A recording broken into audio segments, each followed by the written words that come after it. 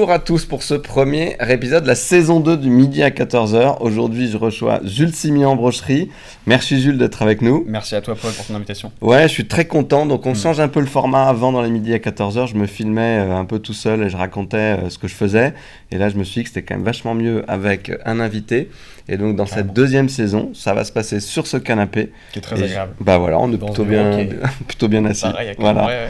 Et donc on va, à chaque fois je vais avoir un invité ou une invitée, des entrepreneurs, des entrepreneuses, des gens qui portent des idées, qui créent des projets, des choses qui sont positives pour la France et que j'ai envie de mettre en avant. Voilà. Donc c'était symbolique de commencer avec toi Jules parce que tu es un très jeune entrepreneur de 22 ans, si je ne me trompe pas. C'est vrai, Voilà, et tu as commencé il y a déjà pas mal d'années, on va y revenir. Tu as fondé Extra Student, qui est une super start-up française qui est, je fais simple, LinkedIn des étudiants. Voilà. Est-ce que tu peux nous en dire 2 mots en 2 minutes avant qu'on parle de toi ? Voilà, un peu d'autopromo pour démarrer. J'ai fondé Extra Student quand j'étais en fait au lycée, donc en année de terminale, en plein Covid, en plein confinement, décrochage scolaire, plein de drames qui en fait se passaient à ce moment-là, plein de jeunes qui décrochaient, qui n'avaient plus de suivi, bref. Et je me suis dit que c'était peut-être le moment de créer une plateforme sur laquelle on aurait pu poster des fiches de cours. Ce système de partage de fiches très commun dans beaucoup d'universités et surtout commun dans le système anglo-saxon, qui ne l'est pas du tout en France. Mais cette fois à l'échelle nationale sur une plateforme qui aurait permis, et qui du coup a permis à des jeunes de Marseille de partager des fiches à des jeunes de Paris, de Bordeaux, de Nantes. Donc on a monté le projet de cette façon-là. À l'époque, ça s'appelait Les Solidaires. Ok. Et puis avec le temps, c'est un peu plus... ça s'est développé, ça a grandi. Et aujourd'hui, Extra Student, c'est donc un réseau social de lycéens et d'étudiants qui leur permet de partager des contenus de cours, donc des fiches de cours, des dissertations, des exposés, des conseils via un forum. En fait, les groupes Facebook, si tu veux, mais revisités à travers une application unique.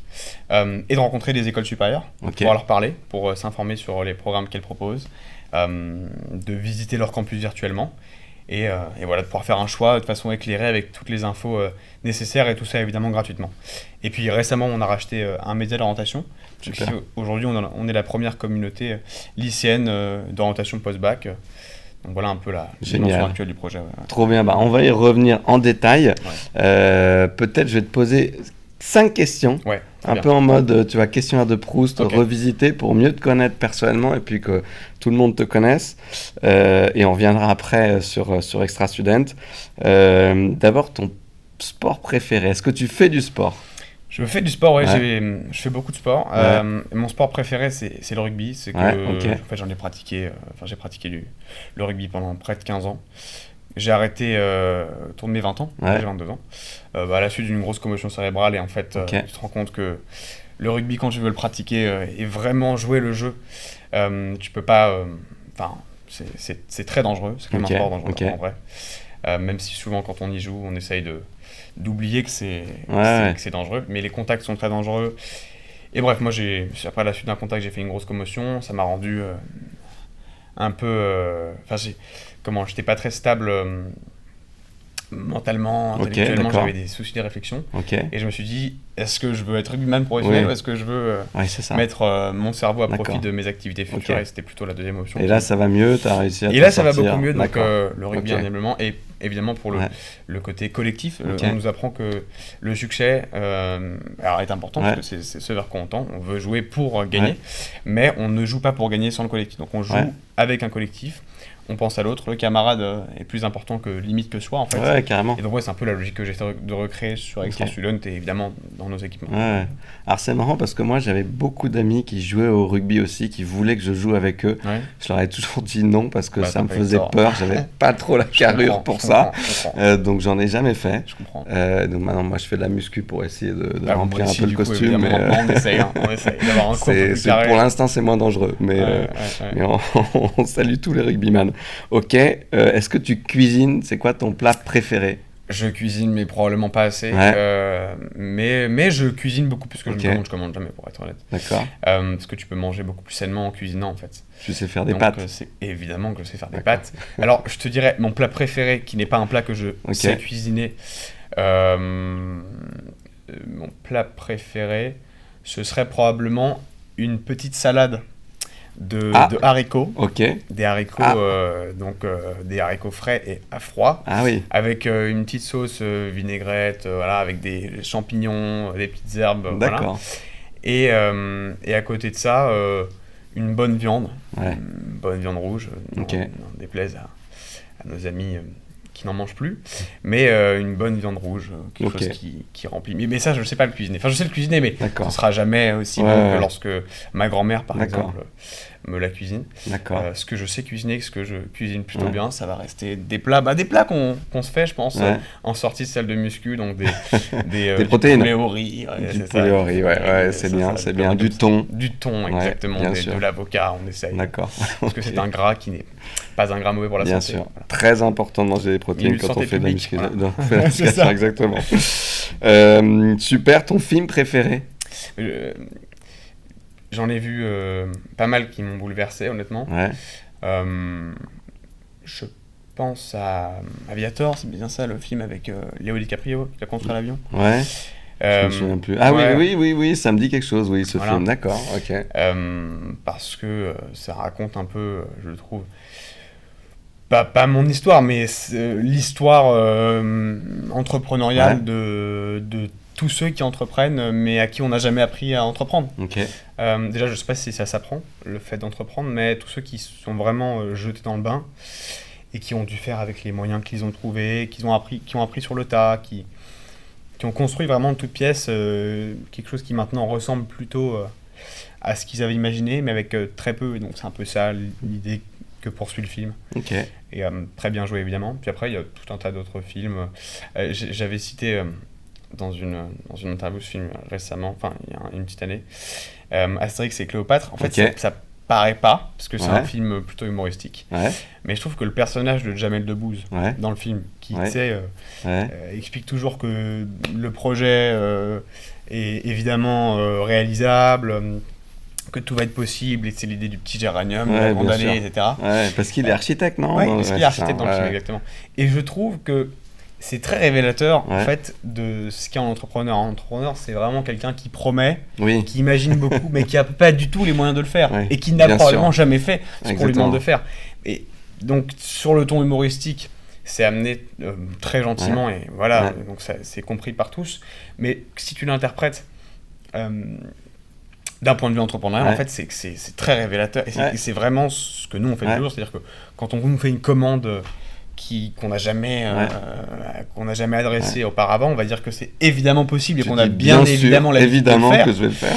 Mais la vérité est que on ne sait pas comment, et quand on raccroche, on cherche à trouver des moyens de le faire. Donc c'est un autre film qui m'a pas mal inspiré. Mais tu sais, c'est un peu pareil en politique. J'imagine. Alors pour les bonnes raisons, parfois pour les mauvaises. Mais ça, quand on dit, tiens, ça serait pas mal de construire l'Union européenne, en fait, tu vois, c'est un défi quand même assez important, il y a quand même pas mal de boulot en face. Donc parfois, c'est un peu des utopies. Alors parfois, il y en a qui le font en se disant, je fais des promesses et jamais elles auront lieu, donc voilà. Mais parfois, tu le fais avec une énorme sincérité, derrière, tu mets le boulot, et ça se fait, donc voilà, tu vois, on est aussi entrepreneur en politique. Évidemment. Si tu étais un animal, qu'est-ce que tu serais comme animal? Un animal. Je déteste cette question parce que je suis incapable de dire pour moi. Je sais pas du tout quel animal je serais. Je sais pas du tout quel animal je serais. Quel animal me parle? Alors j'ai un chien, mais je pense pas que je serais un chien, même très loin de ça. Parce que le chien est quand même vraiment très dépendant de l'homme. Et je pense que ce que j'ai cherché justement à trouver depuis que j'ai une dizaine d'années, c'est mon indépendance. Donc un chat plutôt. Plutôt un chat, mais le chat est un peu trop gentillet, je trouve. Je serais... c'est classique, c'est tellement stéréotypé ce que je vais dire, mais plutôt un animal sauvage. Un animal sauvage, ok. Qui chasse, pas que je sois... D'accord. Pas que je sois un prédateur. Hein, d'accord. Okay. Parce que je pense que dans notre génération... c'est comme ça que les gens voient les entrepreneurs souvent. Oui, donc attention à l'animal. Non, mais il y a un instinct de prédation parce que... ça reste une compétition. Bien sûr. On est tous les uns contre les autres sur le plan, sur un plan un peu plus large. Après, en fait, dans la réalité, ceux qui pensent être contre l'un ou l'autre n'ont pas compris. C'est l'idée justement de composer qui va faire que demain, on sera meilleur, mais qu'un autre, qu'il faut être contre un camp et pas contre un seul acteur. C'est pas... Donc, moi j'aime bien aller vite, un peu trop vite.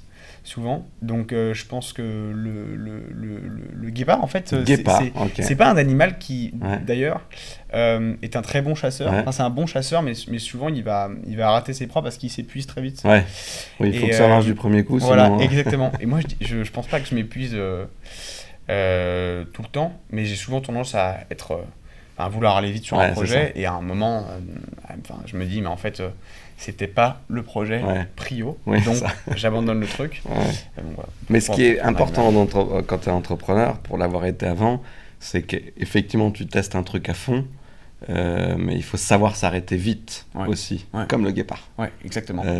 Parce que si tu vois que ça marche pas, parfois les gens persistent sur des choses qui sont cons. Il faut se rendre compte que c'est con avant, mais il faut être tenace. Voilà, c'est ça. Et en fait, le vrai sujet, c'est que beaucoup d'entrepreneurs en fait, essaient de se persuader eux-mêmes que ce qu'ils construisent a de la valeur et trouvera une audience enfin bref, un consommateur. Et en fait, ils oublient que le produit, on le construit pas pour l'entrepreneur, pour nous-mêmes, mais on le construit pour ceux qu'on vise en fait. Exactement. Et quand tu te persuades et que tu es dans ta boucle, c'est là que souvent le projet... C'est clair, c'est la difficulté. C'est ça, Et dernière question là-dessus, je reviens un petit peu sur nos sujets. C'est qui ton entrepreneur ou ton entrepreneuse préférée ou qui t'a inspiré le plus, si quelqu'un t'a inspiré? J'ai jamais eu vraiment un rôle modèle. Okay. Je me suis rendu compte de ça parce que j'ai beaucoup de copains qui ont construit leur projet avec une photo de, je sais pas moi, de Steve Jobs dans leur chambre. Moi, j'ai jamais vraiment tout fait pour ressembler. Faut enlever les photos d'Elon Musk là maintenant. Ouais, c'est ça. Même si moi je l'aime bien, mais c'est vrai qu'il part un peu en délire. Mais j'ai jamais voulu essayer de ressembler à quelqu'un. En revanche, beaucoup d'entrepreneurs m'ont inspiré. Si je devais en choisir qu'un, pour la symbolique que ça représente, j'en choisirais deux. Je dirais le premier... les premiers d'abord, ce sont mes parents, parce que ce sont les entrepreneurs de ma propre vie. Génial. Quelque part, je pense qu'ils m'ont aidé, même si c'est pas financier ou au sein du projet, même. Ils m'ont aidé, évidemment. Sur une partie du projet, et sinon, deux entrepreneurs, je dirais Michael Benabou, peu connu du grand public. Tu peux nous dire peu connu du grand public, très grand entrepreneur qui a fondé Vente Privée. Qui a fondé Vente Privée et qui, en fait, moi, mon histoire personnelle avec lui est la suivante, c'est que au moment où je quitte les études, où je décide de quitter les études, j'ai pas d'argent, j'ai un projet qui fonctionne, j'ai quelques premiers utilisateurs, quelques dizaines de milliers, mais il me faut la petite poche pour aller un peu plus loin et pour prouver que le projet a un avenir, a une ambition un peu plus pérenne que celle qu'il avait à ce moment-là. Et je rencontre cet entrepreneur, on m'accorde un rendez-vous de 30 minutes ou d'une heure avec lui. Et j'ai une heure dans son bureau et j'arrive très stressé, j'arrive avec un deck, un business plan, avec un projet qui, si tu veux, à l'époque, ne ressemblait pas à grand-chose. C'est ça. Et dans son bureau, tout l'imaginaire qu'on se fait du bureau d'un grand homme d'affaires qui a réussi et qui est pour le coup un vrai produit de la méritocratie française, parce qu'il ne vient pas d'un milieu aisé, d'un milieu qui a de l'argent, donc il a tout construit lui-même. Donc c'est un personnage à la fois très inspirant par son histoire, parce qu'il va te raconter en très peu de temps, tu as l'impression d'être son copain, ou l'équivalent de son fils, parce que moi je suis beaucoup plus jeune, mais il a il va te raconter des histoires, il a une accroche, une touche très personnelle, on se sent à l'aise très vite, et donc sans même lire un business plan, ni un deck, juste en écoutant ce que je voulais faire de mon projet, l'ambition que j'en avais, j'avais 18 ans à l'époque. Il m'a confié mes 50 premiers milliers d'euros. Ah oui, pas mal quand même. Au moment où il m'a demandé quelle valorisation je donnais à la boîte, j'ai donné un chiffre. Honnêtement, Mickaël, tu m'en excuseras, mais au hasard. Et c'était combien? Je peux être très honnête avec ça, c'était 1 500 000 euros. Ok. Mais tu l'avais préparé avant d'entrer dans son bureau ou t'as Honnêtement, sorti ça, je m'étais toujours dit que j'avais un chiffre en tête et que c'était à peu près ça. Parce qu'à l'époque, on n'était pas dans la même époque que celle dans laquelle on est actuellement. Les réseaux sociaux, les plateformes consumer cartonnaient. Donc les valos étaient très débiles, quoi. C'est clair. Donc je m'étais dit, on va se mettre sur le marché, quoi, avec un prix marché. Bref, et donc il m'a donné ses 50 premiers milliers d'euros et je me rappellerai toujours cette phrase. Il me dit, tu me promets que dans quelques mois, tu pars pas faire du conseil. Autrement dit, tu me promets que là, on était juste avant l'été, donc que tu n'utilises pas cet argent pour partir en vacances ou faire un énorme off-site avec toute ta team de bénévoles, et qu'à la fin de l'été, il n'y a plus rien et que tu pars faire autre chose. Et je lui ai rien promis, mais je suis revenu 1 an plus tard avec des beaux résultats et j'ai levé peu plus de 20 fois la somme. Donc, et puis Génial. là, ça va plutôt bien. Donc, c'est une belle histoire parce que ça a commencé très tôt. J'étais très jeune, je comprenais pas grand-chose à ce que je Ouais. faisais. J'avais juste une ambition qui Ouais. était très forte, un peu démesurée probablement. Ouais, mais il Pas très faut réaliste. parfois aussi, ouais. Ouais. Et cet homme-là, qui ne me connaissait pas en fait, et n'avait absolument aucun intérêt, Mm. déjà financier à le faire, parce qu'il n'y avait Ouais. aucune promesse, Ouais. m'a tendu la main. Et puis après, il y en a tout un tas d'autres. Moi, j'ai eu la chance, et je le dis souvent, comme j'ai pas fait d'études, en fait, Ouais. parce que j'ai fait 3 mois d'études, Ouais. mon école, c'est l'école des rencontres. Ouais. Tu vois, ça va être l'échange que je vais pouvoir avoir avec toi, Ouais. ça va être les échanges que j'ai eus quand j'avais 18, Ouais. 19, 20 ans, Ouais. avec tout un tas d'entrepreneurs que j'ai croisés, Ouais. que j'ai accrochés par le costard, Ouais. en leur disant s'il vous plaît, consacrez-moi 10-15 minutes quand tu Quand tu fais fais un ton petit événement, chemin à ouais, Vivatech, quand c'est tu ça. fais ton, Ouais. quand tu essayes d'aller accrocher à la fin d'une conférence. Ouais. Et souvent, d'ailleurs, ça, je pense qu'on va écouter par une partie de jeunes, donc je pense que c'est important de le préciser. Souvent, en fait, on s'imagine que ces gens-là sont des gens très pris Mm. parce qu'ils sont puissants, parce qu'ils sont très demandés, parce qu'ils ont un calendrier qui est chargé, et donc qui ne répondront jamais à nos questions, qui pourront jamais nous consacrer une minute. En fait, c'est faux, parce que ce qu'il faut se dire, c'est que tout le monde se dit ça, donc Ouais. personne n'ose. Ouais. Donc en fait, souvent, on est très peu à aller Ouais, poser tout à la fait, petite question c'est à la vrai. fin de la Ouais. conférence, ou à essayer de trouver le numéro de la Ouais. personne en question. Et donc souvent, le retour est très positif. Ouais. Et moi, j'ai rencontré un tas de personnes grâce à ça, avec qui aujourd'hui, maintenant, je suis pas copain, mais je veux dire, j'étais jeune avec ces gens-là, et ils Ils m'aident. peuvent te donner des conseils. Ouais, et ils me donnent ouais, des bien conseils. sûr. Et cette école-là, cette école des rencontres, donc on a des retours d'expérience de gens qui ont 30, 40 ans d'expérience dans des domaines très variés. Elle est extrêmement riche, bien extrêmement riche. Bien sûr. Et alors, tu disais que tu n'as pas fait d'études. Pourquoi? J'ai pas eu le choix. Tu n'as pas eu le choix. Ok. Toi, t'es polytechnicien? Ouais, c'est ça. Moi, j'aurais bien aimé Ouais. avoir une aventure Ouais. académique un peu plus prestigieuse, j'avoue.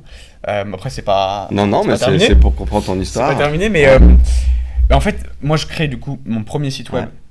Enfin, mon premier site web Ouais. dans le cadre du projet Élèves Solidaires à mes 17 ans. Ouais. Donc, je suis encore au lycée, je suis en terminale. Ok. Et à T'es cette en quelle époque-là. classe? Terminale. oui, Ouais, tu m'as dit. terminale, ouais. On est en mars. Ouais. Le site sort en avril. Et entre avril et juin, en fait, c'est un carton. On a des c'est dizaines ça. de milliers de jeunes qui s'inscrivent. D'ailleurs, à l'époque, on n'avait pas de formule d'inscription, donc ils se connectaient toutes les semaines. Ok. On recevait des milliers de fiches par Ok. semaine. C'était nous qui trions les Et fiches. à comment l'époque. les lycéens avaient connaissance que ça existait? On a lancé Tu vois le Ouais. compte Instagram d'Élèves Solidaires. Ok. L'avantage, en fait, Ok. ce que j'explique souvent, c'est qu'à l'époque, tu n'as pas de projet. Enfin, souvent, il y a Ouais. très peu de projets. Tu n'as rien à montrer sur les réseaux parce que tu ne vis pas. Enfin, Ouais. tu ne vis plus comme tu vivais avant. Ouais, Donc, il n'y a c'est plus ça. de resto, il n'y a Ouais. plus de vacances. Donc, ton contenu, Ouais. bon, il est très pauvre. Il n'y a rien à poster. Ouais. Et donc, à ce moment-là, attends, on a fait tomber le coq de la French Tech. C'est pour les cas la fin. Très important ça, on va regarder. Symbole. C'est un cadeau qu'on va offert. Ah, il est beau. Et donc, à cette époque-là, les réseaux sont vides de contenu. Ouais, c'est ça. Et au premier projet, à la première Un initiative, truc un peu intéressant. ouais, les gens étaient Et donc pris ça d'un a élan explosé à ce moment-là. de partage énorme. Ok. Donc tout le monde Génial. avait partagé, mais Génial. ça allait jusqu'à le meilleur ami du meilleur ami de mon cousin, Ouais, c'est ça. que je voyais une fois par an, Ouais. qui en fait avait eu vent du truc. Ok. Et donc on avait, je sais pas, en 3-4 jours, on avait réuni déjà 4-5 000 personnes sur les Ouais, réseaux, ce ouais. qui, à l'époque, c'était une prouesse, parce Ah, qu'il ce n'y qui est avait pas énorme, les ouais. réels. Ouais, c'est clair. Ouais, Donc il n'y avait pas les algorithmes qu'on a aujourd'hui. Oui, t'as où, en fait, raison. tu Tu peux pousses un percer contenu. assez vite. Si Ouais. à l'époque j'avais eu accès à ce système Ouais. algorithmique des réels, Ouais. j'aurais fait une vidéo face cam en disant Ouais. voilà ce que je vais créer comme projet, Ouais. on aurait fait 300 000 vues, Ouais. on aurait pris 40 000 abonnés, Ouais. tu vois. Là, c'était le moment où Insta t'avait que les photos. Que les photos. Ouais. Que les Ça, photos. ça, Ouais, ouais. ça paraît si Et loin. les vidéos Ouais. n'étaient vues que par tes abonnés. Ouais, c'est Il n'y ça. avait pas le fil. Ouais, exactement. Ouais, tout à fait. Le fil Discover, Ouais, ouais, machin. c'est ça. Ouais. Donc c'était vraiment intéressant. Parce qu'en revanche, quand tu avais 3000 abonnés, Ouais. tu avais 1000 likes. Ouais, c'est ça. Et ça, c'est très Oui, différent. ouais, Parce qu'aujourd'hui, exactement. quand tu as. Oui, non, on a, maintenant, les gens regardent beaucoup le contenu. Et Ouais, puis, t'as bien des sûr. centaines de milliers d'abonnés et tu Ouais. te retrouves avec des 900 000 Ouais, likes. Bon, tu ouais, ne c'est sais pas ça. très bien pourquoi, mais. Ouais. Enfin, et donc. Parce que le contenu est mauvais, tout bah, simplement. c'est ça, peut-être qu'on se questionne sur ce qu'on produit. Ça met en question, Jules. Honnêtement. Et donc, j'ai lancé ce projet-là Ok. grâce à ces canaux-là. On s'est fait connaître grâce Et à donc ces ça, canaux-là. c'était juste avant ton bac. Mais Ouais. donc t'as passé le bac quand même ou J'ai pas? quand même passé le bac. T'as Après, quand moi, même j'ai un passé le bac bac. Blanquer. D'accord. Ouais. On aime Ouais. bien appeler ça le Ouais. bac Blanquer dans ma génération Ouais. parce qu'on nous a offert le bac. Ouais. Nous, en gros, en mars, on a arrêté Ouais. de travailler. Ouais. Et les mois se sont suivis. Ah oui, c'est ça. Ouais, d'accord, les mois se c'est sont vrai, ça. suivis. D'accord. Et en mai, on nous a dit, il n'y a plus d'école. Ok.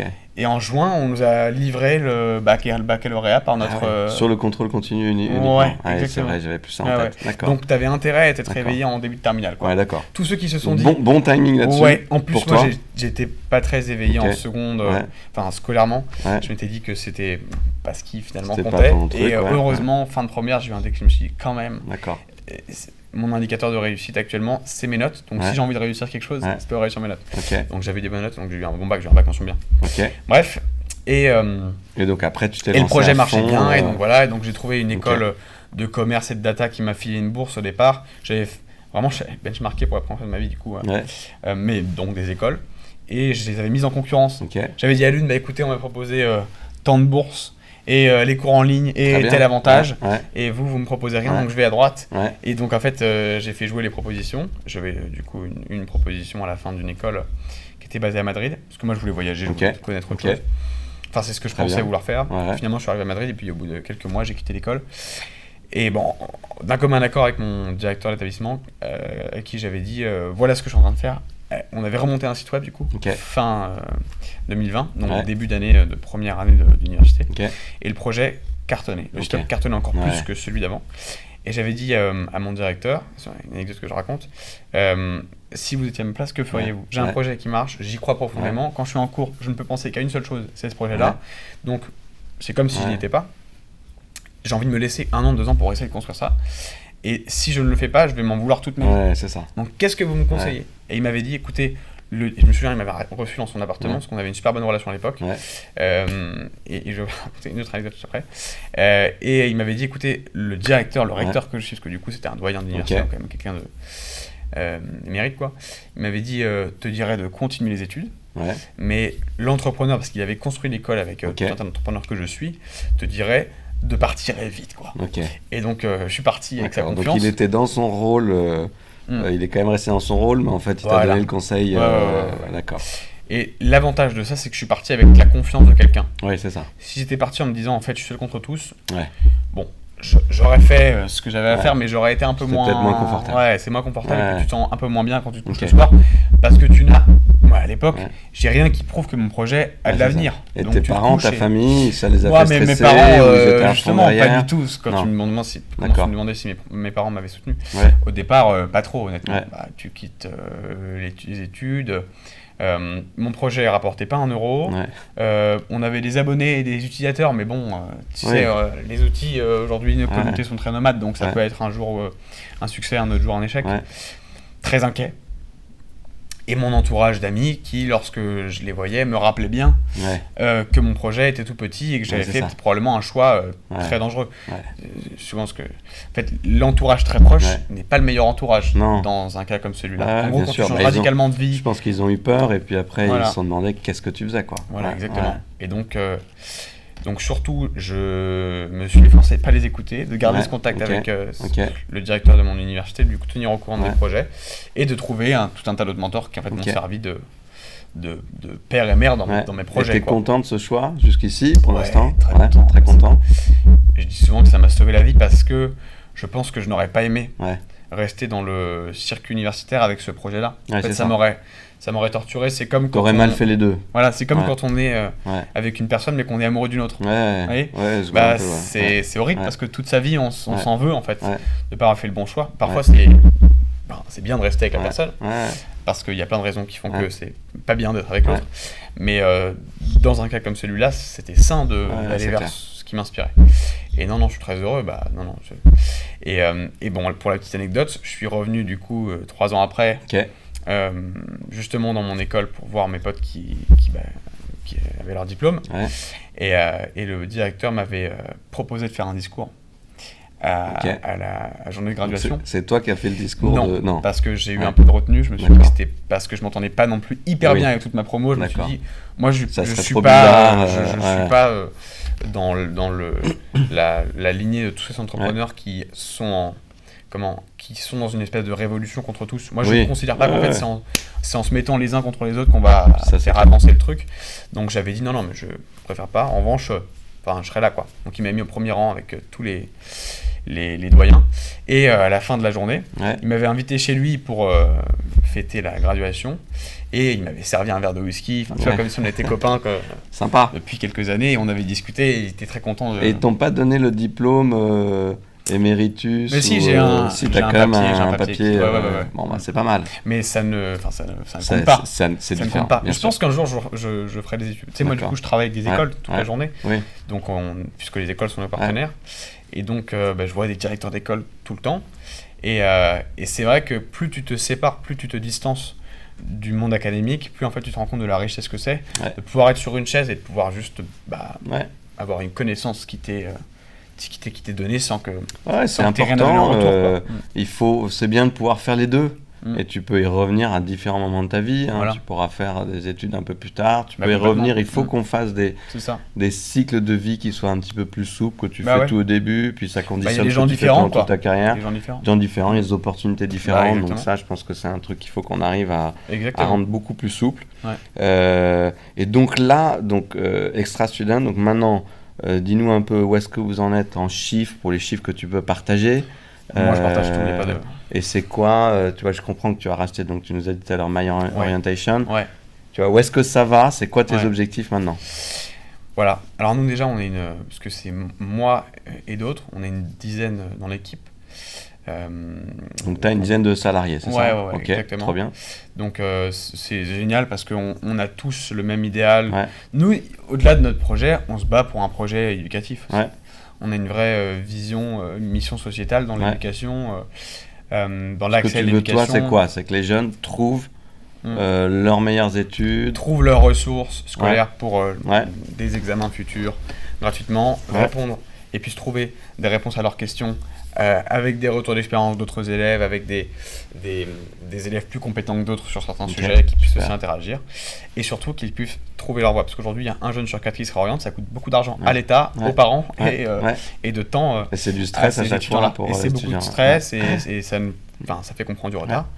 Bref, donc voilà un peu nos deux combats. Ok, L'avantage, c'est que du coup, j'ai une équipe qui est jeune, génial. donc qui est toujours en fait dans Ok. cette dynamique de reconstruction et Ok. de combat.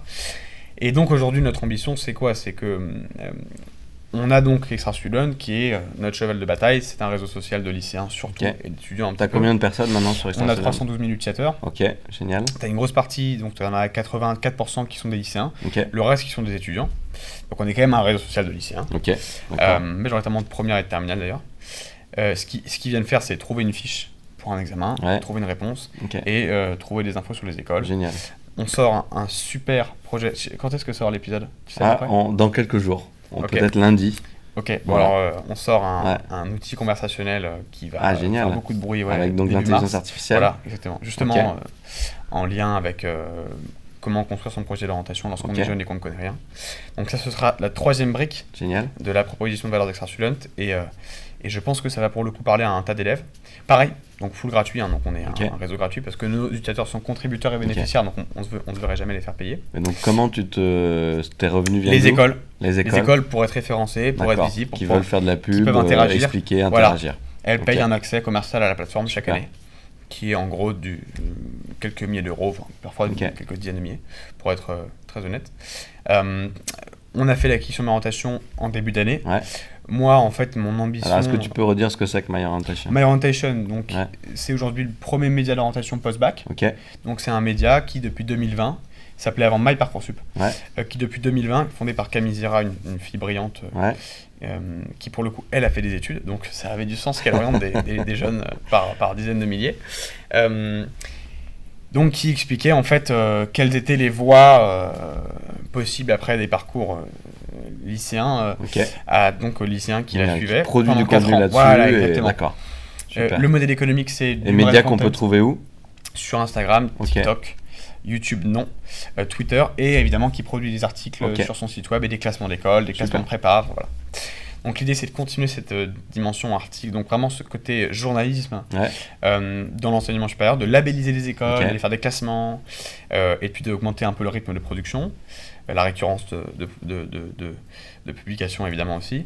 C'est un média aujourd'hui qui a une communauté de 250 000 personnes, Ouais, génial. donc c'est le plus gros média d'orientation. Ok. Donc maintenant l'idée c'est vraiment de le faire passer à l'échelle. et de se développer sur cette partie-là. Moi, avant, on ne s'occupait que de l'aide scolaire. Maintenant, on veut vraiment devenir une plateforme d'aide scolaire, mais aussi d'aide à l'orientation. On fera du 50-50. Pour moi, c'est aussi important d'être bon scolairement que d'avoir trouvé sa voie. Ouais, bien sûr. Donc voilà un peu la dimension. C'était une opportunité en fait, l'acquisition d'orientation. J'ai toujours cherché, moi, à diversifier ce qu'on faisait et aller chercher quelque chose d'intéressant justement dans ce monde de l'orientation. Mais j'ai pas non plus une trésorerie sans limite. Et j'ai pas levé, parce que j'ai levé de l'argent en 2023, donc ça fait 2 ans maintenant, pour justement, dans cette démarche d'acquisition. Il se trouve que j'ai vent de cette vente prochaine qui devait se faire avec soit à l'époque il y avait des discussions avec l'étudiant, avec un gros acteur allemand, mais sur des sommes sur lesquelles moi je pouvais pas me positionner, inabordables. Donc en fait j'ai voulu la présenter à 2 de mes actionnaires qui sont des groupes médias pour leur proposer d'acheter ce projet, et finalement c'était pas intéressant pour eux. Et en fait, après les échanges qu'on avait avec Camille et mes actionnaires, je me rends compte que potentiellement que si je propose un projet suffisamment ambitieux et que j'explique qu'en fait, au-delà du cash qu'elle peut toucher cette acquisition, il y a une démarche derrière, il y a tout un projet ensemble à construire. Il y a un entretien aussi du projet qui va durer longtemps chez Extra Student, ça peut marcher. Donc je lui parle et je lui dis voilà, moi je pense que je peux te faire une proposition, en revanche, financièrement, elle sera beaucoup plus faible que ce qu'on t'a proposé. Mais probablement que je ne vais pas te vester sur un nombre d'années qui est prévu par les clauses que vont te proposer ces gros acteurs. Il y aura un cash-in, bref. Mais, ça sera moins intéressant financièrement pour elle. Mais moins contraignant. Mais par contre, derrière, il y a peut-être aussi un projet plus intéressant. Exactement. Qui dure plus longtemps, qui fait vivre, une histoire d'association aussi qui est intéressante. Et elle a complètement mordu à ce projet-là. Trop bien. Et donc on est parti sur une somme, on s'est accordé sur plein de... Enfin voilà, les bases bien sûr. D'une fusion. Et donc vous bossez ensemble maintenant. Et on a commencé à bosser ensemble début janvier, ça a duré un peu longtemps, même, juridiquement il y a plein de sujets. Bien sûr. Donc on a fait travailler des avocats pendant 2-3 mois. Et on a commencé en janvier. Et c'est hyper intéressant parce qu'en fait, moi ça m'a projeté dans une autre dimension. La start-up française, elle essaie de produire et ce qu'elle essaie de vendre, c'est ce côté super start-upper, donc le produit révolutionnaire, le géant dans tel domaine. Mais on n'explique pas qu'une entreprise, c'est surtout savoir répondre au marché. C'est pas savoir proposer son propre produit, le produit qu'on a rêvé de faire. Rêvait et on est tout seul à en rêver. Sinon, tu vas être seul avec les actionnaires qui ont accepté et qui ont rêvé du même projet. C'est quand même mieux d'avoir des clients mais c'est quand même mieux d'avoir des faire clients. Quelque chose d'utile pour beaucoup de gens. C'est ça, et de vouloir se diversifier, et de vouloir faire plein de choses. Vouloir faire plein de choses, ça ne veut pas dire vouloir tout faire et rien faire. Ça veut dire vouloir faire des trucs qui ont un rapport avec ce que tu fais, avec ce que tu construis.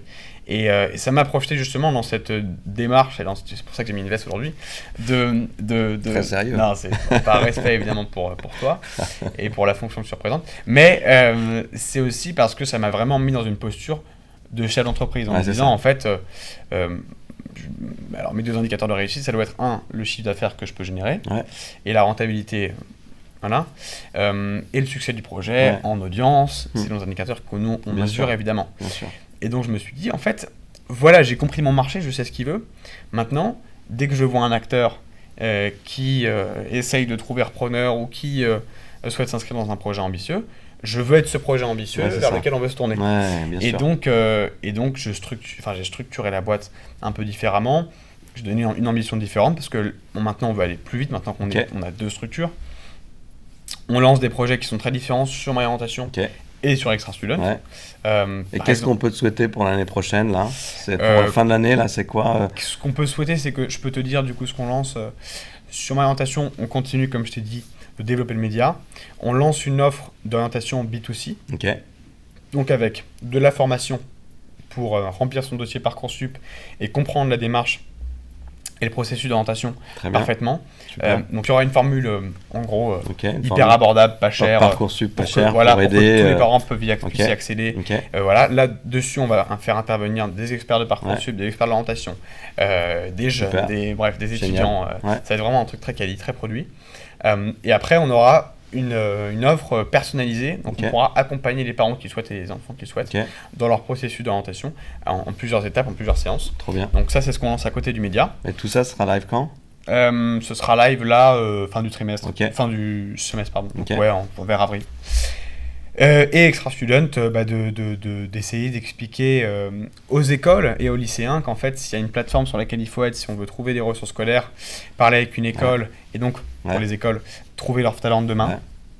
des talents qui sont qualifiés Ouais. et de qualité, Ok. parce que ce sont des élèves qui sont plutôt scolaires, qui Ouais. viennent quand même pour une démarche scolaire. Et ben, c'est sur Extra Student Ok. qu'il faut être. Super. Donc, nous efforcer de passer notre message auprès de tous, de l'expliquer facilement et d'avoir la plateforme la plus intuitive, la plus efficace et la plus utile et en même temps la plus facile à utiliser. Génial, possible, quoi. trop bien. Alors tout ça, c'est quand même une belle aventure, Ouais. mais j'imagine ça a été les montagnes russes. Ça a été quoi ta plus grosse galère? Pas faux. Des galères, donc bah évidemment c'est un peu l'histoire mais c'est ce qui rend le truc sympa. Si on galérait pas, ce serait pas savoureux à la fin.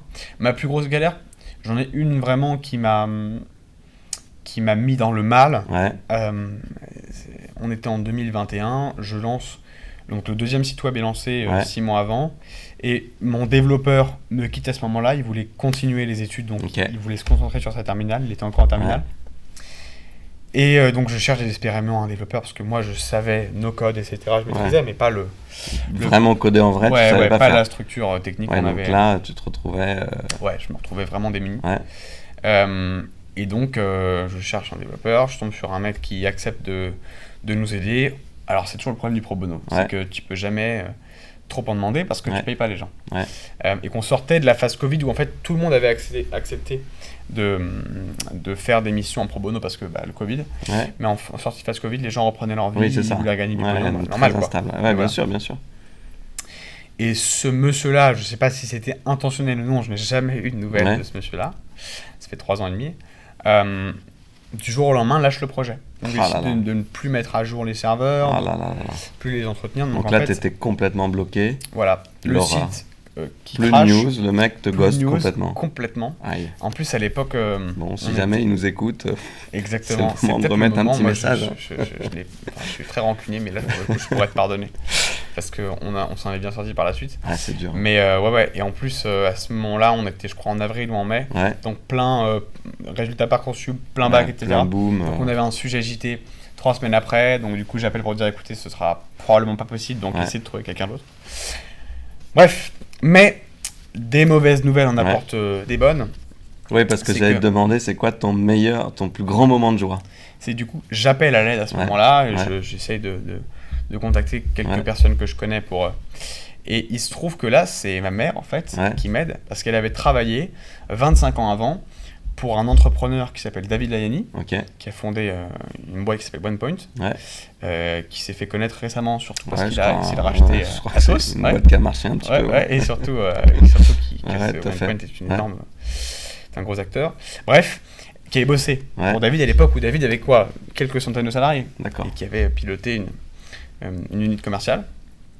Bref, et en fait, voilà, elle lui envoie un petit message. Mais quelques jours après, je reçois un message qui me dit salut Jules, j'ai eu vent de ce qui t'est arrivé, on va t'aider. Génial. Signé David Layani, du coup, qui me met une équipe OnePoint technique, Ah ouais. ouais, 3-4 personnes Super. sur le projet. Et Génial. donc, on a réussi à recréer le site Ok. en temps et en heure. On était prêt pour le JT. JT, parce que c'est quoi? Tu passais aux 20h Ouais, on avait un quelle JT chaîne sur France 2. Sur France 2, d'accord. Donc tu étais prêt pour quand même le truc qui Voilà, allait te mettre parce en que, avant. ouais, le voilà, plus parce qu'un possible. JT, Donc, normalement, c'est quand même ces tu sais 5 qu'il va y millions de avoir de personnes qui l'activité, regardent. Donc c'est quand même l'occasion. il y a des parents et des enfants, D'accord. donc c'est vraiment complètement D'accord. notre cible. Donc là, on peut remercier ta maman qui a On peut remercier quand ma même été maman très qui s'est efficace au souvenue moment. Il y a une dizaine d'années qu'elle avait Qu'elle travaillé connaissait pour, quelqu'un qui pouvait peut-être aider. et qui en effet m'a vraiment aidé. D'accord. Génial. Et que je remercie Ouais. par la même occasion et que je revois toujours. Ouais. Et donc voilà, des aventures qui commencent par te poser problème, Ouais. mais qui souvent Ouais. te permettent de trouver une autre solution et d'aller dans une autre dimension et de sûr. découvrir d'autres projets. Enfin, voilà. C'est quoi le truc dont tu es le plus fier dans ton aventure?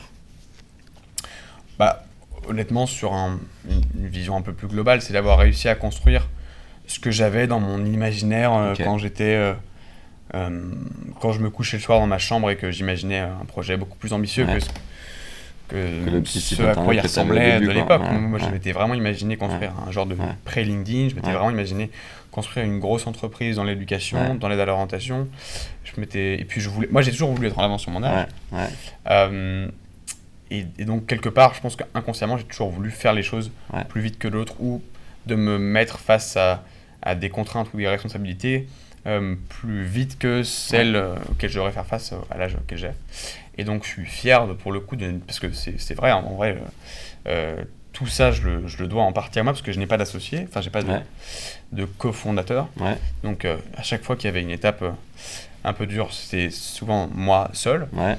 Aujourd'hui, ça fait 2 ans que je suis entouré vraiment de piliers, Ouais. d'un jeune qui s'appelle... enfin, d'un jeune, il a mon âge. Mais Mais donc il est jeune. et il est jeune, enfin, on est tous jeunes du coup.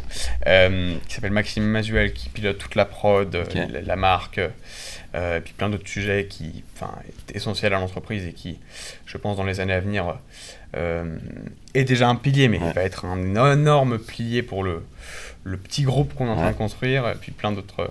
Et un copain aussi, Ruben Lalo, qui m'a aidé depuis le début, mais sans être en fait salarié, ni Ok. sans faire partie de l'entreprise, qui a toujours Ok. aidé en tant qu'ami.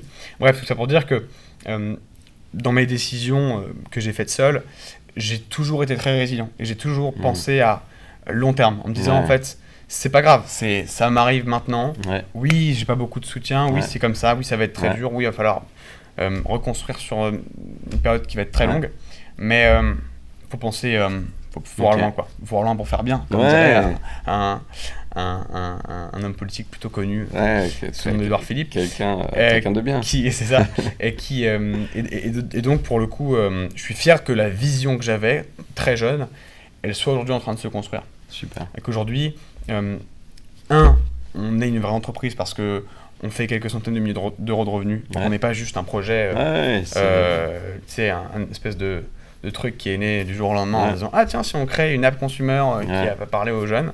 En fait, c'est une app qui fonctionne. 2, c'est une app qui trouve des clients.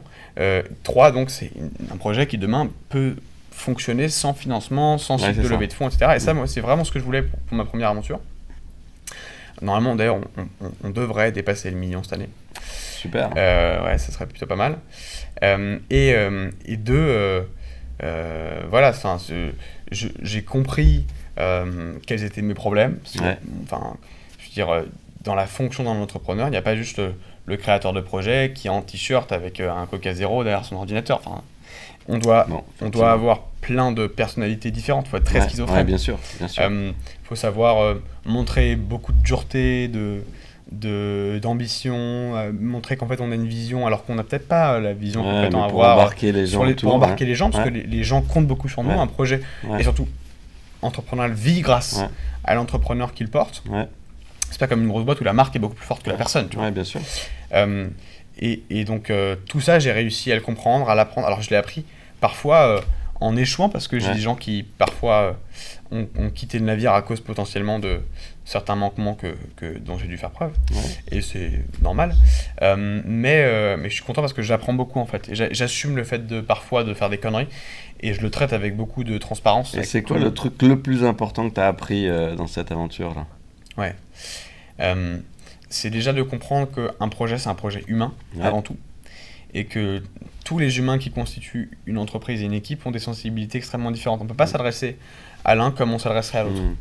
Et souvent, c'est le défaut de beaucoup de gens, en fait. Tu sais, ils gardent la même patte Ouais. avec tous. Ouais, c'est ça. Et alors que si on veut que quelqu'un soit plus efficace, parce qu'il produit moins, parce qu'il est moins motivé, ça sert à rien, en fait, d'avoir le ton que tu vas avoir avec toi-même, ou de penser qu'on doit lui parler comme tu te parlerais à toi-même. Ouais, En fait, c'est ça. les gens ne sont pas pareils, et donc il Bien faut sûr. comprendre la sensibilité humaine et l'identité humaine Ouais.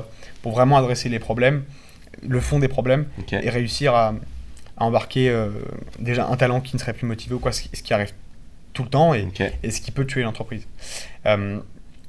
Et si tu avais un conseil à donner Ouais. aux jeunes entrepreneurs qui se lancent ou aux entrepreneurs en Ouais. général, tu vois, Si ça j'avais serait un quoi? conseil, ce Un serait conseil. déjà de pas trop écouter les conseils. Ok. Si on... Donc vous pouvez arrêter de regarder cette vidéo. Non, mais évidemment, de regarder midi à 14h. Sinon, à quoi Bien bon sûr, vivre? très Enfin, je veux dire, à important. quoi bon... Quel est le but de la vie C'est ça. s'il n'y a pas midi à 14h? Déjà, alors, un premier conseil, très pratico-pratique. Éteignez Oussama Ammar et d'autres, et allumez midi à 14h, ou Génération Do It Yourself, Très bien. ou Thinker You sur... Bref, allumez des trucs qui sont un peu plus intellectuels et qui vont pas juste vous dire, en fait, ton quotidien c'est de la merde, va vendre des formations. Enfin, personnellement, c'est un petit message que j'aime bien passer. Je les connais pas, hein, c'est là pour ça. Ils font ce qu'ils veulent, et puis ils marchent très bien, ils gagnent beaucoup d'argent, et c'est très bien pour eux. Mais je pense que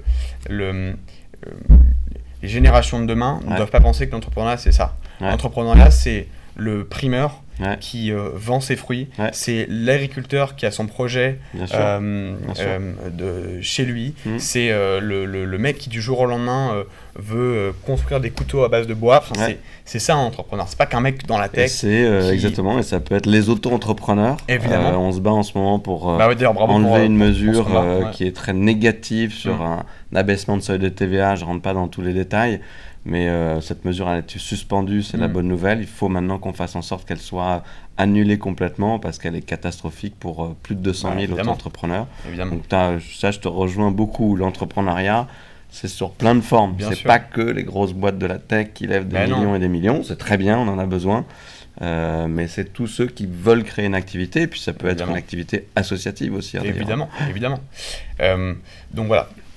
Écoutez des paroles différentes pour avoir un avis. Mais écoutez tout, mais donc les bons podcasts, là, si tu les redonnes, donc il y a midi à 14h. Il y a midi à 14h, évidemment. Et c'est quoi les autres là que tu mentionnais? Génération Do It Yourself, je pense que c'est assez connu, mais c'est bien aussi de le mettre en avant. C'est un super podcast très posé qui dure assez longtemps. Des personnalités qui sont très différentes, des artistes, des sportifs, des entrepreneurs, très à forte valeur. D'autres podcasts, moi je conseillerais de regarder les vidéos du Crayon parce que c'est mon meilleur ami qui a fondé le Crayon, donc super, on embrasse l'équipe du Crayon. Évidemment, on embrasse l'équipe du Crayon, on regarde le Crayon parce que le Crayon c'est toujours deux avis qui divergent, qui s'opposent mais qui parlent, et pendant 30 minutes, 40 minutes, une heure, et c'est ça en fait, faire société, c'est savoir parler à l'autre, même si on n'est pas d'accord, même si on se comprend pas, et tout un tas d'autres podcasts et d'autres émissions qui sont très bien. Il y a aussi des émissions à la télé qui sont très bien.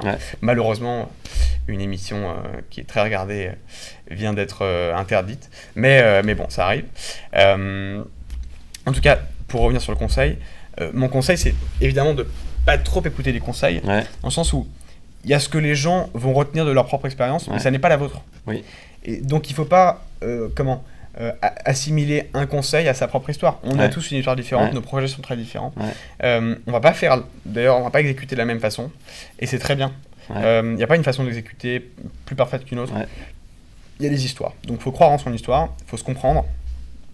La première chose donc c'est apprenez à vous comprendre, apprenez à comprendre comment vous travaillez, comment vous aimez travailler, quels sont les défauts qui vous caractérisent et qui font que parfois vous n'arrivez pas à vous faire comprendre. Parce que construire un projet, réussir un projet, c'est réussir à le vendre.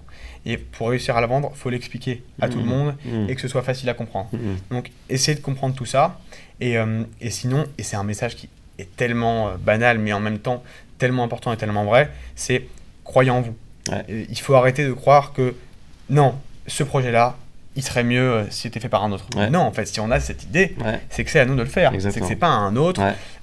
Elon Musk, même parlons d'un entrepreneur français parce qu'on met souvent en avant les entrepreneurs américains alors qu'on a des génies en France. On en a plein en France. C'est ça. Mais par exemple Bernard Arnault, même s'il est très connu et que c'est Bernard Arnault, il a construit le VMH sur sa propre existence. Donc ça fait 90 ans qu'il construit le VMH. Ça fait pas 300 ans. C'est-à-dire qu'il y a des trucs qui nous paraissent énormes, qu'on ne pourra jamais dépasser, qui en fait ont été construits sur la durée d'une vie.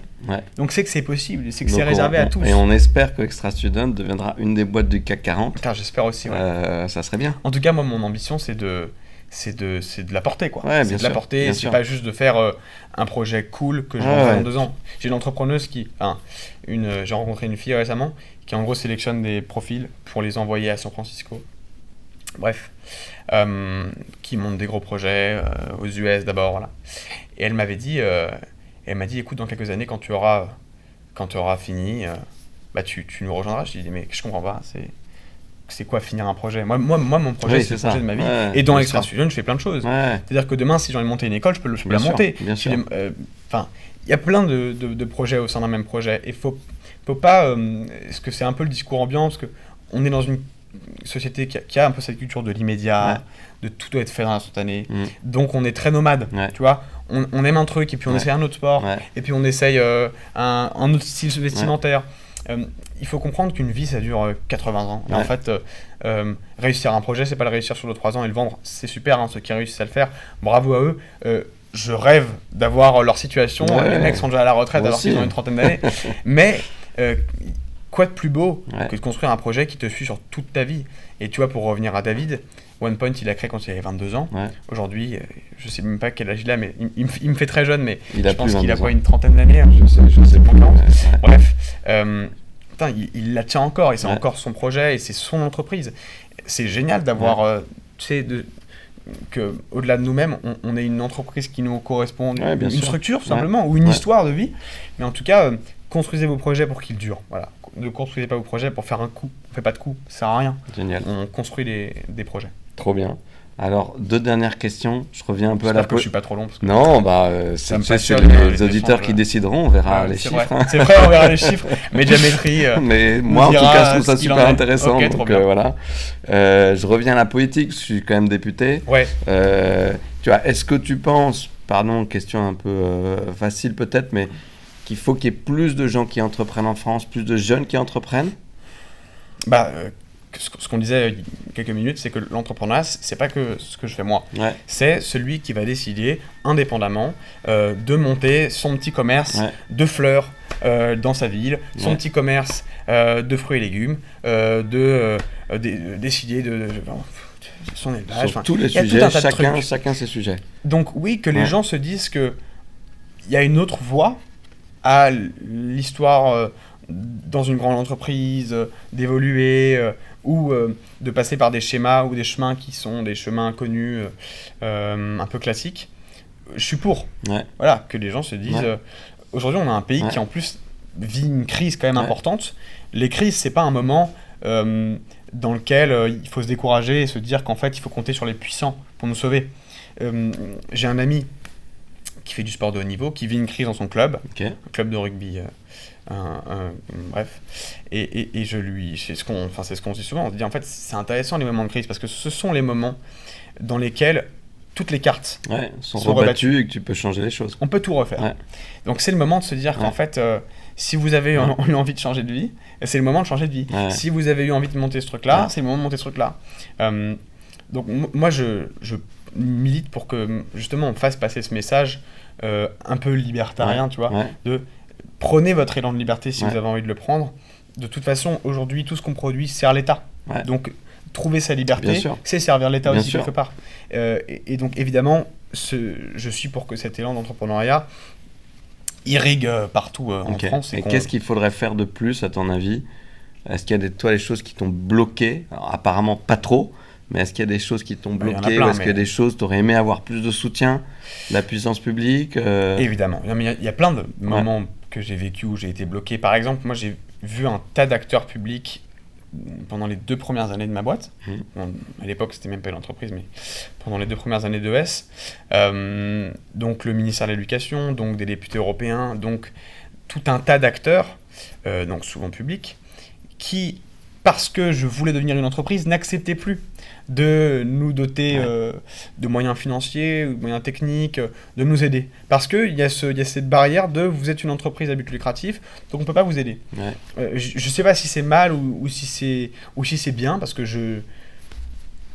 finalement j'ai fait ce que j'ai fait, donc ça m'a peut-être servi quelque part. De justement qu'on dise aux entrepreneurs, en fait, et moi je suis pour la subvention ou le petit don là, qu'on vous a filé cette année. C'est pas tous les ans qu'on va vous le filer. L'argent est pas garanti.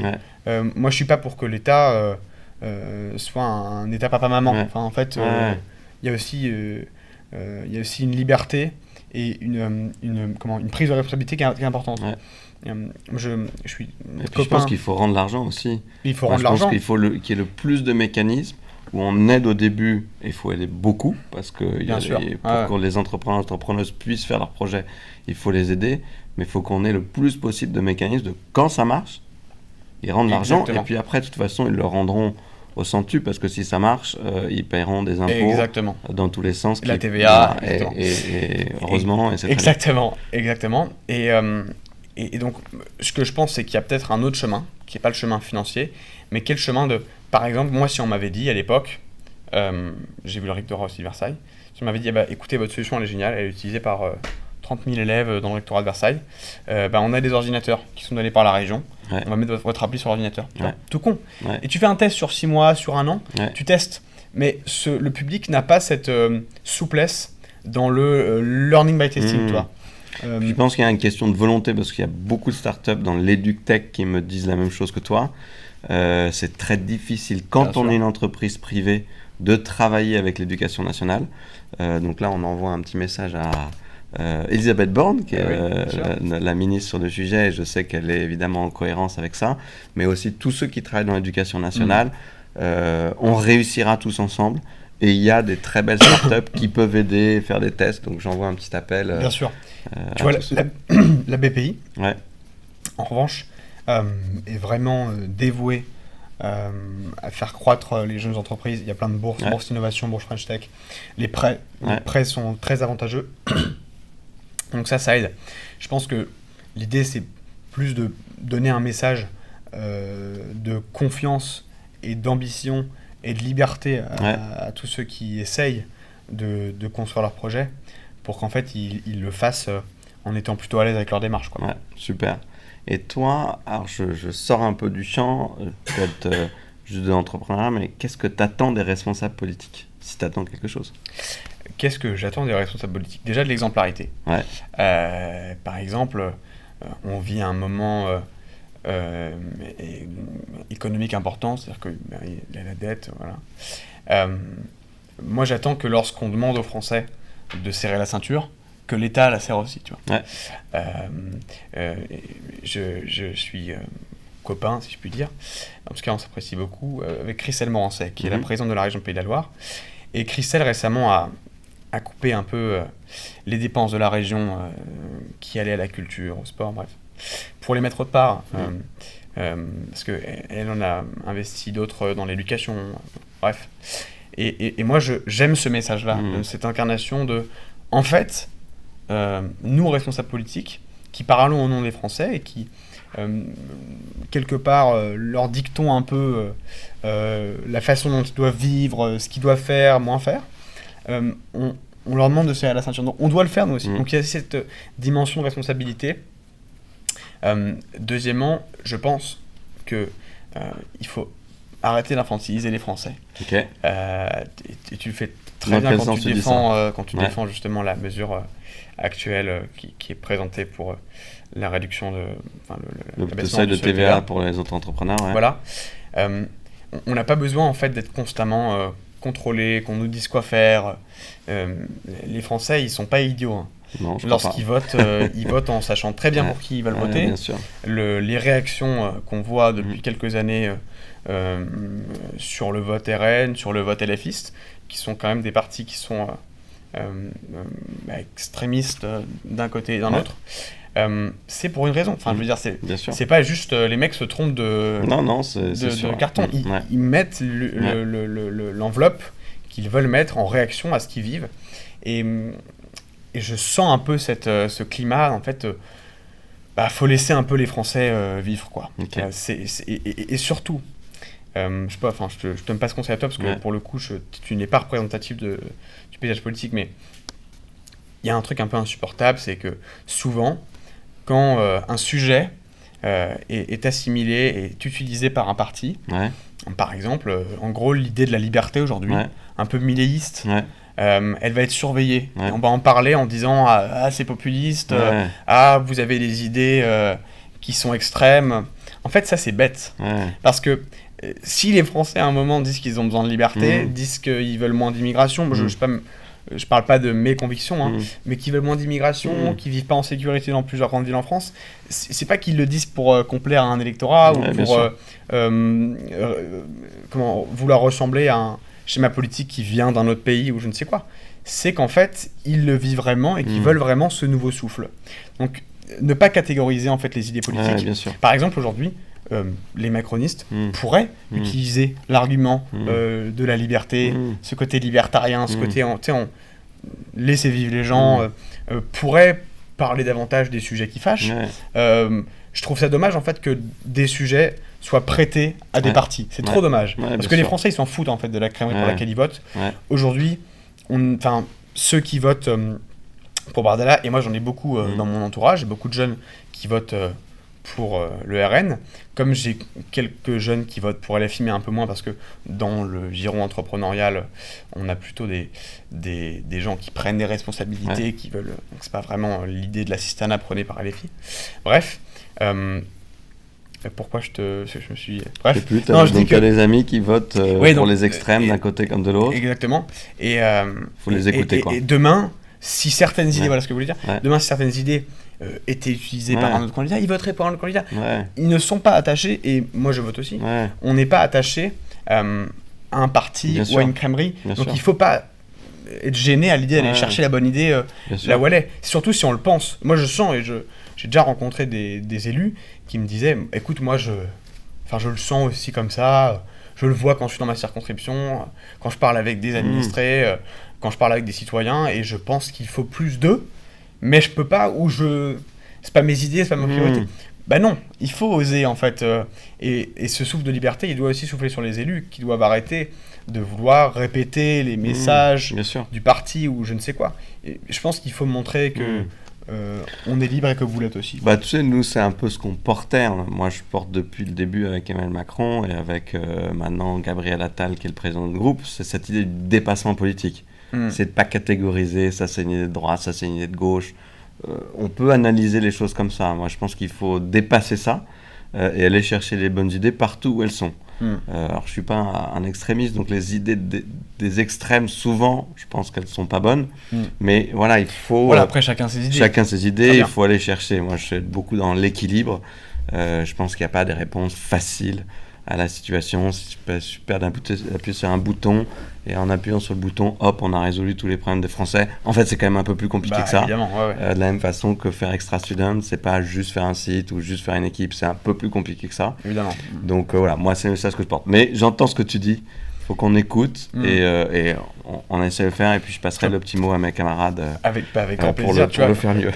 Par exemple, quand je parle de liberté pour illustrer, et je parle pas que de mon schéma à moi ou que de ce que je vis moi, mais par exemple, quand M. Lombard explique qu'il faut accepter d'avoir des entreprises moins rentables ou qu'il faut accepter de payer plus d'impôts cette année ou l'année prochaine, non, ça c'est pas recevable pour les entreprises françaises et pour les entrepreneurs français parce que déjà, les barrières à l'entrée sont très, très fortes. 2, on est l'un des pays qui paye le plus d'impôts en Europe. 3, on peut se barrer où on veut en fait. C'est-à-dire que demain on se domicilie au Luxembourg ou en Irlande ou en Suisse ou alors même outre-Atlantique, on peut le faire. Enfin, les gens qui travaillent pour nous sont français parce qu'on est en France, mais surtout dans la tech, on peut employer n'importe qui, n'importe où.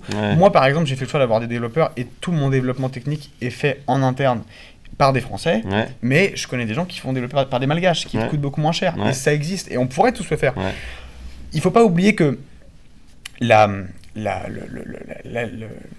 barrière entre le mec qui va se dire « Ok, non mais moi je suis français, j'ai été à l'école française, tout ce que je suis capable de faire aujourd'hui, je l'ai fait parce que j'ai profité du système français. » Et le mec qui se dit à un moment « Putain oui, il y a tout ça, mais à un moment, putain combien je touche versus combien je donne, bien sûr. Quel est le temps que je consacre à mon projet versus le temps qui m'est véritablement rémunéré. » La barrière elle est très faible. Et donc il faut pas oublier que les gens peuvent se barrer. Bien sûr. Et que si demain les gens se barrent, c'est pas qu'il y aura moins d'impôts ou plus d'impôts, c'est qu'il y aura plus d'impôts payés par ces gens-là. Bien sûr. Donc voilà, c'est plutôt ce message-là, quoi. Faut construire. Après, si je peux te donner du coup une idée, vas-y. Il y aurait, je pense, un conseil, c'est le grand débat, c'est, je sais plus comment on l'appelle, le Conseil national de quoi? De la reconstruction, de la fondation, de reconstruction, le CNR. Il y a eu un peu ces idées-là qui ont émergé, qui pour le coup, je pense, ont été efficaces à ce moment-là. Je pense que tu aurais tout intérêt, toi et d'autres, mais vous auriez tout intérêt à vous entourer d'un parterre, à créer un conseil en fait, avec des citoyens, entrepreneurs, agriculteurs, des profs, des policiers, du corps de l'armée, etc. Même si eux, ils ont un devoir de silence, mais des gens qui viennent de partout pour, tu vois, au-delà du programme du parti, qui est construit avec des gens du parti, on parlait de la primaire en amont du podcast, ce sont des gens du parti qui votent pour un candidat à la primaire, n'étaient pas pour. Mais dans le cadre d'un programme, ce sont des gens du parti qui pensent le programme qui va s'adresser aux Français. Donc peut-être réunir un parterre de Français, que tu réunis pas juste en one shot pour qu'ils fassent un hackathon ou je ne sais quoi, mais que tu réunis à récurrence pour les consulter. Bon, il y a plein de clubs qui font déjà des think tanks, des organisations, mais je pense écoute, que c'est marrant que tu dis ça parce que ça n'était pas préparé, je le dis pour ceux qui nous écoutent. Ah non, pas du tout. C'est qu'on lance, la Gabrielle Attal, chez Renaissance, a lancé des conventions thématiques. D'accord. Justement, moi, je pilote le groupe de travail sur la compétitivité et l'innovation. D'accord, ok. On se refait pas. Non. Et donc, on va auditionner plein de gens de la société civile, tous ceux qui ont des idées là-dessus. Donc, je fais un petit appel, voilà, pour tous ceux que ça intéresse. C'est une super idée. Vous pourrez contribuer. Je mettrai des éléments là sur les réseaux sociaux pour contribuer ou être auditionné. Mais oui, super important, bien sûr. Après, je dis réfléchir, des être bien évidences, connecté. mais Non, mais c'est pas mais bon conseil, et on le prend. Peut-être dernière question pour toi. Est-ce que j'aime bien poser cette question, c'est est-ce que tu es optimiste pour notre pays ou pas dans ce moment compliqué? Je pense que si tu n'es pas optimiste pour le pays, il faut tout arrêter et partir ailleurs. Ouais, bien sûr. Mais ça sert à rien de rester. Et moi, je vais parler pour beaucoup de jeunes que je représente parce que je ne suis pas la seule voix qui compte. Plein de jeunes qui entreprennent, plein de jeunes qui sont étudiants, encore étudiants, ou qui travaillent. On est tous optimistes. On est tous optimistes parce qu'on est jeunes, parce qu'on a 45 ans de travail, peut-être même plus, devant nous. Et qu'on a envie de travailler, et qu'on a envie de construire la France de demain comme on la souhaite. Donc on est très optimiste.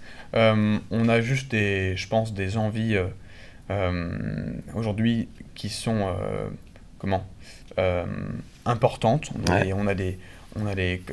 J'allais faire un anglicisme dégueulasse, ce qui aurait vraiment stéréotypé mon profil entrepreneurial, mais on a des requirements, comment on dit ? Des envies, des besoins. Des besoins, tout simplement, c'est un mot français. Je suis désolé, mais je suis très heureux d'avoir pu le faire comme ça. Je pourrais rentrer dans le stéréotype que dépeignent beaucoup de gens. Mais bref, des besoins qui sont très exigeants.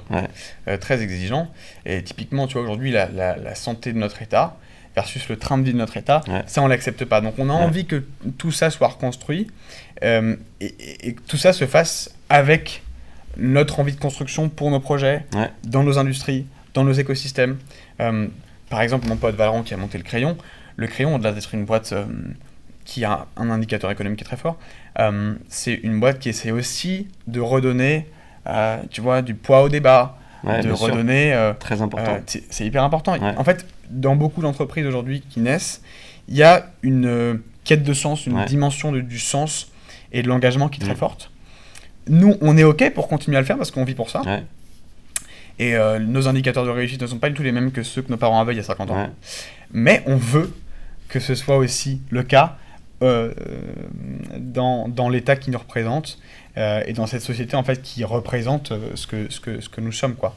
Donc on est évidemment très optimiste et en vrai on se plaint beaucoup, mais la France est quand même un formidable pays pour entreprendre. Bien sûr. Je suis désolé, mais toutes ces organisations French Tech, BPI, toutes les aides qu'on peut toucher, France 2030, beaucoup disent que ce sont des noms, que c'est de la com, mais en fait c'est pas vrai du tout quand on s'y met et quand on rencontre des gens et quand on voit que par exemple que toi et moi on ne se connaissait pas il y a encore 2 mois, qu'aujourd'hui on parle ensemble, que probablement que demain tu me feras des pas sur des sujets, que je t'en ferai sur d'autres, mais en tout cas qu'on construit ensemble, je trouve quand même qu'on n'est pas seul, quoi.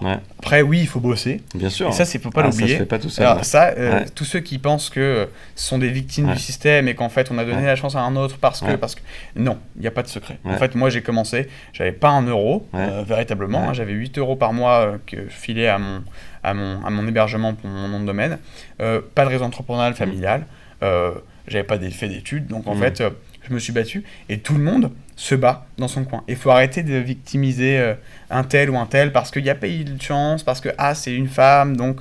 Non, aujourd'hui, les femmes dans l'entrepreneuriat français, elles sont représentées un peu... Pas assez. Là, je te challenge là-dessus. Pas assez. Mais c'était cata, les chiffres. Ouais, mais j'ai des copines qui sont entrepreneuses et qui marchent très bien. Oui, non, et qui trouvent évidemment. des fonds. Oui. Mais si tu regardes statistiquement, tu vois, regarde les fonds levés par des équipes uniquement féminines. Il y a 15 ans, là, les chiffres d'Atomico sont sortis, c'était 4%. Et maintenant, c'est 5%. C'est-à-dire c'est extrêmement faible. C'est très peu. Versus le nombre de femmes entrepreneurs, du coup et après, en nombre de femmes entrepreneurs, en fait, très peu. Ok. Il a augmenté parce que l'écosystème a grossi et qu'il y a beaucoup plus d'entrepreneurs qu'avant. Mais en fait, la proportion est très faible. Alors, je lance pas le débat là parce que d'ailleurs, ça sera l'objet d'une prochaine invitée. On en parlera. Bien sûr. Mais j'entends ce que tu dis, dire il faut y aller, faut se bouger. Mais moi, en tant que responsable politique, je pense aussi qu'il faut qu'on embarque plus de monde. Et qu'on aille les tirer par la manche, voilà, parce que je pense qu'il y a beaucoup d'entrepreneurs qui ne se connaissent pas. Bon, mais je retiens ton optimisme. Moi aussi, je suis optimiste. Je dis souvent, je suis optimiste par caractère, mais surtout que quand on n'est pas optimiste, moi, j'étais pas optimiste, je pense que je me jetterais par la fenêtre. Donc, j'ai choisi la solution de l'optimisme. Et donc, on partage ça. Et donc, merci infiniment pour la discussion. Merci à toi d'avoir été le premier invité de la deuxième saison de Midi à 14h. C'était un grand plaisir pour le coup. Et puis plein de bonnes choses pour Extraction. T'es très en retard, je vois que là tu te mets à stresser. Mais c'est pas grave, pour le coup, j'ai beaucoup apprécié la discussion et bravo pour l'idée de ce podcast qui va aider, je pense, à un tas de jeunes et de moins jeunes. Trop bien. Donc c'est génial. Merci à toi. Merci Paul.